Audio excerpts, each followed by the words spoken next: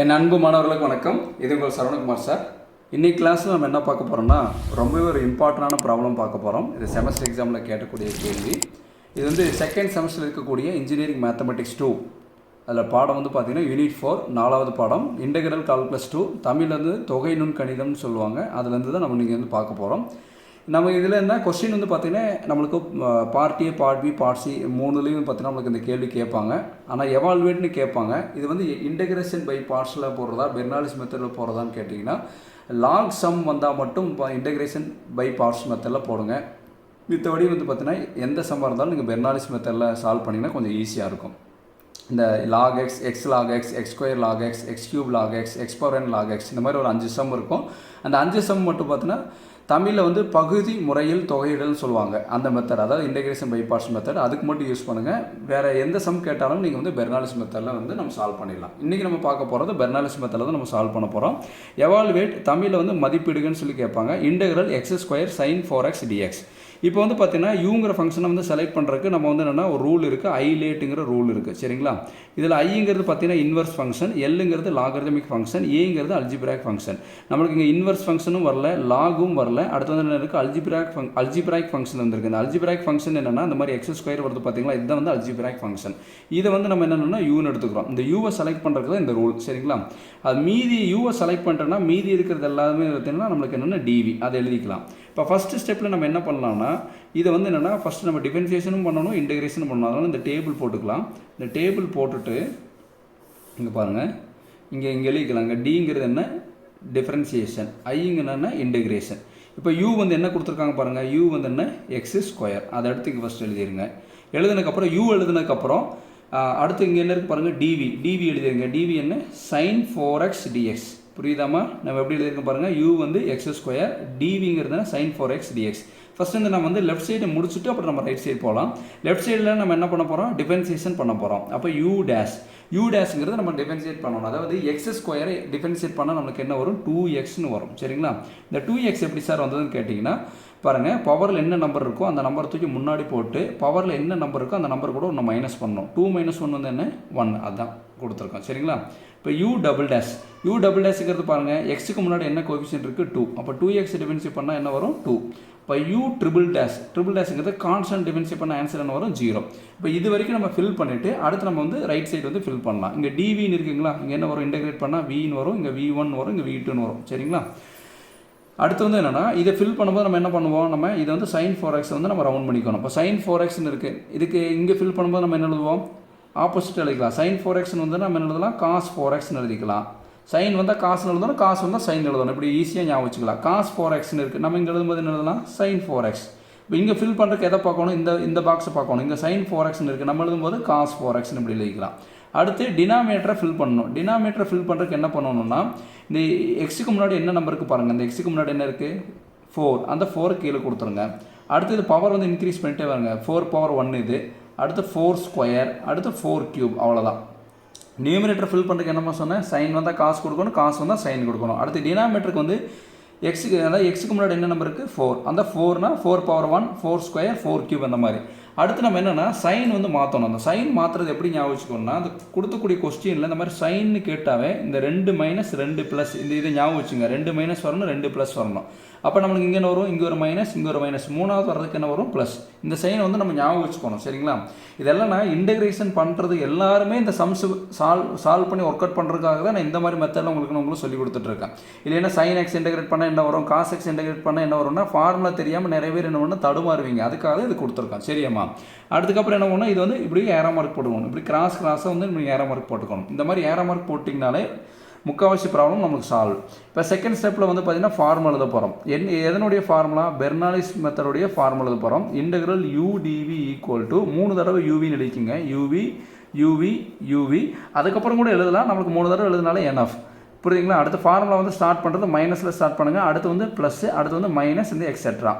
இங்கே வந்து என்ன, யூ டேஷ், இங்கே யூ டபுள் டேஷ், இங்கே வந்து v1, இங்கே வந்து v2. இப்படி ஃபார்முலாவை நம்ம வந்து எழுதிக்கணும். மனப்பாடம் பண்ணாமல் இப்படி எழுதிட்டு இப்போ பாருங்கள், இன்டெக்ரல் யூடிவிக்கு பதிலாக கொஸ்டின் என்ன கொடுத்துருக்காங்க அதை எடுத்து எழுதுங்க. Integral X square sin 4x dx எழுதிக்கோங்க ஈக்குவல் டு யூவி. இது ரெண்டையும் மல்டிப்ளை பண்ணுங்கள். யூக்கு பதிலாக என்ன கொடுங்க, எக்ஸ் ஸ்கொயர், விக்கு பதில் என்ன கொடுக்கலாம் minus cos 4x divided by 4 அவ்வளோதான் u. அடுத்து இங்கே என்ன இருக்குது பாருங்கள் மைனஸ்க்கு மைனஸ் u டேஷ் 2x. அடுத்து பாருங்கள் இந்த ஏரம் இருக்குது பாருங்கள் v1 minus sin 4x divided by 4 square.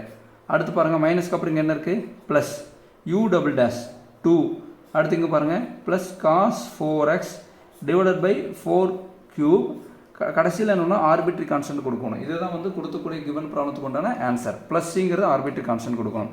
இதுக்கப்புறம் சிம்பிளிஃபை பண்ணணும்னா பண்ணிக்கலாம். பட் நான் இதோடய நான் வந்து ஸ்டாப் பண்ணிக்கிறேன். இதோட எழுதினாலே உங்களுக்கு வந்து ஃபுல் மார்க்ஸ் கொடுப்பாங்க. இப்போ நெக்ஸ்ட் ப்ராப்ளம் இதே மாதிரி பார்க்கலாங்களா. செகண்ட் ப்ராப்ளம் பாருங்கள். இன்டெக்ரல் x² sin nx dxன்னு கொடுத்துருக்காங்க. இப்போ ஃபஸ்ட்டுக்கு நம்ம என்ன எழுதுவோம் இது யூன்னு எடுப்போமா. ஏன் யூன்னு எடுத்துருக்கோன்னு சொல்லி முன்னாடி ப்ரீவியஸ் ப்ராப்ளத்தில் உங்களுக்கு வந்து சொல்லியிருக்கு. ஹைலைட்டுங்கிற ஃபார்ம் அதாவது என்ன அதை மெத்தட் யூஸ் பண்ணி தான் நம்ம யூன்னு எடுத்துருக்கோம். அல்ஜிப்ராக் ஃபங்க்ஷன் வந்திருக்கு அதை யூன்னு எடுத்துட்டோம். மீதி இருக்கிறது என்ன டிவி. அப்போ ஃபஸ்ட்டு ஸ்டெப்பில் நம்ம என்னப்பா பண்ணுவோம் டிஃபரன்சியேஷனும் பண்ணணும் இன்டெகிரேஷனும் பண்ணணுங்களா. இப்போ பாக்ஸ் பண்ணிக்கலாம். இப்படி பாக்ஸ் பண்ணிட்டு நம்மளுக்கு கொஞ்சம் ஈஸியாக இருக்கும்.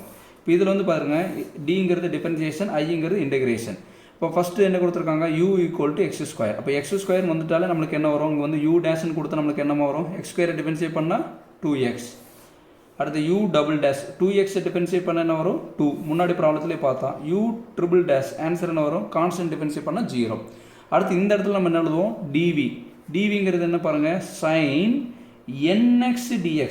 sin x கிடையாதுங்க sin nx dx. அதாவது என்னங்கிறது என்னென்னா நம்பர் கொடுக்கறதுக்கு பதிலாக வந்து இந்த மாதிரி என்னன்னு கொடுத்துட்டாங்க. ப்ரீவியஸ் ப்ராப்ளத்தில் பாருங்கள் sin 4xன்னு கொடுத்துருந்தாங்க. இந்த 4 வந்த இடத்துல வந்து நமக்கு இப்போ என்ன கொடுத்துருக்காங்க என்னன்னு கொடுத்துருக்காங்க. இப்போ இந்த மாதிரி வந்து என்ன பண்ணோம்னா இங்கே அதே மாதிரி தான் இங்கே v1 இங்கே v2ன்னு எழுதிட்டு ஆஸ் யூஸ்வல் நம்ம என்ன ஃபாலோ பண்ணுறோமோ அதே தான் sin nxன்னு இருந்ததுன்னா நீங்கள் நம்ம இங்கே எழுதும்போது என்ன எழுதணும் cos nxன்னு எழுதணும். cos nxன்னு இருந்தால் நம்ம இங்கே எழுதும்போது sin nx. sin nxன்னு இருந்தால் நம்ம இங்கே எழுதும்போது cos nx. எழுதுனதுக்கப்புறம் நம்ம என்ன பண்ணுவோம் இப்போ நியூமரேட்டரை ஃபில் பண்ணிட்டோம். அடுத்து என்னப்பா பண்ணுவோம் டினாமினேட்டரை ஃபில் பண்ணணும். இப்போ டினாமினேட்டர் ஃபில் பண்ணுறதுக்கு நம்ம என்ன பண்ணலாம் எந்த எக்ஸினுடைய கோஎஃபிஷியன்ட் எக்ஸுக்கு முன்னாடி என்ன நம்பர் இருக்குது n இருக்குது. அப்போ அடுத்து நம்ம எழுதும்போது n² எழுதுவோம். அடுத்து நம்ம எழுதும்போது இங்கே என்ன பண்ணுவோம் n³ பவர் வந்து நம்ம இன்க்ரீஸ் பண்ணிகிட்டே வருவோம். அதுக்கடுத்து நம்ம என்னப்பா பண்ணுவோம் சைன் மொத்தமாக அந்த மாதிரி சைன் வந்தாலே என்ன அர்த்தம் 2 நெகட்டிவ் 2 பாசிட்டிவ்னு அர்த்தம். கரெக்டுங்களா. இதெல்லாம் ஏன் வருதுன்னு சொல்லி அதாவது என்னென்னா ஆரம்பத்து வீடியோவில் வந்து நான் கொடுத்துருக்கேன். அது நீங்கள் பார்த்தீங்கன்னா இன்ட்ரோடக்ஷன் வீடியோவில் பார்த்தீங்கன்னா உங்களுக்கு வந்து கொஞ்சம் கிளியராக புரியும். அப்போ நம்மளுக்கு இங்கே என்ன வரும் பாருங்கள் 2 மைனஸ் இங்கே ஒரு மைனஸ் இங்கே ஒரு மைனஸ் மூணாவது வர்றதுக்கு வந்து என்ன ப்ளஸ். இப்படி கொடுத்துட்டு நம்ம என்ன பண்ணணும் கிராஸ் மல்டிப்ளை பண்ணணும் பாருங்கள். இது கிராஸ் இந்த மாதிரி கிராஸாக நம்ம கொடுத்துக்கணும். சரிங்களா. இப்போ செகண்ட் ஸ்டெப்பில் என்ன எழுதலாம் ஃபார்முலா எழுதலாங்களா. ஃபார்முலா எதனுடைய ஃபார்முலா இன்டெகிரேஷன் அதாவது பெர்னாலிஸ் ஃபார்முலாவோட ஃபார்முலா எழுதுவோம். இன்டெகிரல் udv = uv 3 தடவை எழுதிக்கலாம். ஃபார்முலா மைனஸில் ஆரம்பிக்கணும். அடுத்து ப்ளஸ்ஸு அடுத்து மைனஸு அடுத்து எக்ஸட்ரா. இது u டேஷ் இது u டபுள் டேஷ் இது v1 இது வந்து v2. இந்த ஃபார்முலா எழுதிட்டு இது பாக்ஸ் பண்ணி வச்சு இது கொடுத்தக்கூடிய கொஸ்டின் எடுத்து எழுதிருங்க. Integral x² sin nx dx = uv. யூவோட ஆன்சர் என்ன x². v பாருங்கள் minus cos nx divided by n. அடுத்து இங்கே என்ன கொடுத்துருக்காங்க மைனஸ் அந்த மைனஸ்க்கு இங்கே மைனஸ் கொடுத்துருங்க. u டேஷ் என்னன்னு பாருங்கள் 2x. v1 minus sin nx divided by n². அடுத்து என்ன கொடுத்துருக்காங்க பாருங்கள் ஃபார்முலாவில் ப்ளஸ் u டபுள் டேஷ் வந்து 2 v2 வந்து பாருங்கள் plus cos nx divided by n³ கடைசியில் என்ன கொடுக்கணும் ஆர்பிட்ரி கான்ஸ்டன்ட் கொடுத்துக்கணும். இதுதான் வந்து கொடுக்கக்கூடிய கிவன் ப்ராப்ளத்துக்கு உண்டான ஆன்சர். இந்த ப்ராப்ளம் பாருங்கள் அதாவது என்னென்னா நம்பருக்கு பதிலாக என்னன்னு கொடுத்துருக்காங்க ஜென்ரலாக கேட்டிருக்காங்க. இந்த மாதிரி ப்ராப்ளம் வந்து நம்மளுக்கு கேட்குறதுக்கு நிறையவே வந்து நம்மளுக்கு வந்து வாய்ப்பு இருக்குது. அதனால் நல்லா ஞாபகம் வச்சுக்கணும். அதாவது sin 2x 3x 4xன்னு கேட்குற போல nxன்னு கேட்டிருக்காங்க. சேம் அதே மெத்தடில் தான் நம்ம வந்து சால்வ் பண்ண போகிறோம். இது வந்து ஒரு இம்பார்ட்டன்ட் கொஸ்டின். அடுத்த கொஸ்டின் பாருங்கள் எவாலுவேட் தமிழில் வந்து மதிப்பீடுன்னு கேட்பாங்க. Integral x³ sin 2x dx. சரிங்களா. அப்போ இதில் வந்து நம்ம என்ன எழுதலாம் இது வந்து யூன்னு எழுதலாங்களா. ரிமைனிங் இருக்கிறது நம்ம என்ன எழுதுவோமா டிவின்னு எழுதுவோமா. இது டிவின்னு எழுதிக்கலாம். ஃபஸ்ட்டு ஸ்டெப்பில் நம்ம என்னப்பா பண்ணுவோம் டிஃபரன்சியேஷன் பண்ணுவோம் இன்டெகிரேஷன் பண்ணுவோம். ஒரு 3 ப்ராப்ளம் ஒரே மெத்தடில் உங்களுக்கு எடுத்துருக்கோம் பாருங்கள். இது என்ன டின்னு டிஃபரன்சியேஷன் ஐன்னு இன்டெகிரேஷன். இப்போ யூ என்ன கொடுத்துருக்காங்க x³. அடுத்து என்னம்மா கொடுத்துருக்காங்க டிவிங்கிறது என்னப்பா sin 2x dx. இதை பார்த்து எழுதிட்டோம்மா. இப்போ என்னென்னா நம்ம லெஃப்ட் சைடு வந்து நம்ம ஃபஸ்ட்டு வந்து ஃபில் பண்ணணும். இப்போ u டேஷ் இப்போ பாருங்கள் u டேஷ்னு என்னென்னா x³ டிஃபரன்ஷியேட் பண்ண என்ன வரும்னு பார்க்கணும். இதுக்கு முன்னாடி பார்த்த ப்ராப்ளம் வந்து x². இது வந்து என்னென்னா x³. அப்போ என்னென்னா டிஃபரன்சியேஷனுங்கிறது என்னென்னா பவரில் என்ன கொடுத்துருக்காங்களோ அந்த நம்பரை தூக்கி முன்னாடி போடணும். அந்த பவரில் என்ன நம்பர் கொடுத்துருக்காங்க 3, அந்த நம்பரை தூக்கி முன்னாடி போட்டுடணும். சரிங்களா? அந்த நம்பர் என்ன பண்ணணும், முன்னாடி கொண்டு வரணும். கொடுத்தீங்கன்னா எனக்கு 3x ஆகிடுமா? அப்போ அந்த பவரில் இருக்கக்கூடிய நம்பர் கூட -1 பண்ணணும். அப்போ 3 - 1 கொடுத்தா நம்மளுக்கு என்ன ஆயிரும் 2. பவரில் என்ன நம்பர் இருக்கோ அந்த நம்பரை தூக்கி முன்னாடி போட்டு பவரில் ஒரு மைனஸ் பண்ணணும். அதாவது எக்ஸ் பவர் என்னன்னு இருந்ததுன்னா n × x பவர் n - 1 அந்த மெத்தடில் அது கொடுத்துருக்கோம். சரிங்களா? அடுத்து பாருங்கள், u∬ கொடுக்கும்போது இந்த பவரில் என்ன இருக்குது 2 இருக்குங்களா? 2 தூக்கி முன்னாடி போடும்போது இங்கே ஆல்ரெடி இங்கே என்ன இருக்குது 3 இருக்குங்க. அப்போ 3 × 2 ரெண்டு மல்டிபிள் பண்ணால் நம்மளுக்கு என்ன வரும் 6 வருங்களா? 6x இந்த பவர் என்ன நம்பர் இருக்குது 2. இந்த 2 - 1 வந்தால் நம்மளுக்கு என்ன ஆயிடும் 1 ஆகிடும். அப்போ 6x பவர் 1 1 தான், 6x 1 தான். அடுத்து u∬. இப்போ u∬ எக்ஸுக்கு முன்னாடி என்ன இருக்குது பாருங்கள், இங்கே பவர் கிடையாது. எக்ஸுக்கு முன்னாடி என்ன இருக்குது கோஎஃபிஷியன்ட் 6, அது எழுதிச்சிங்க.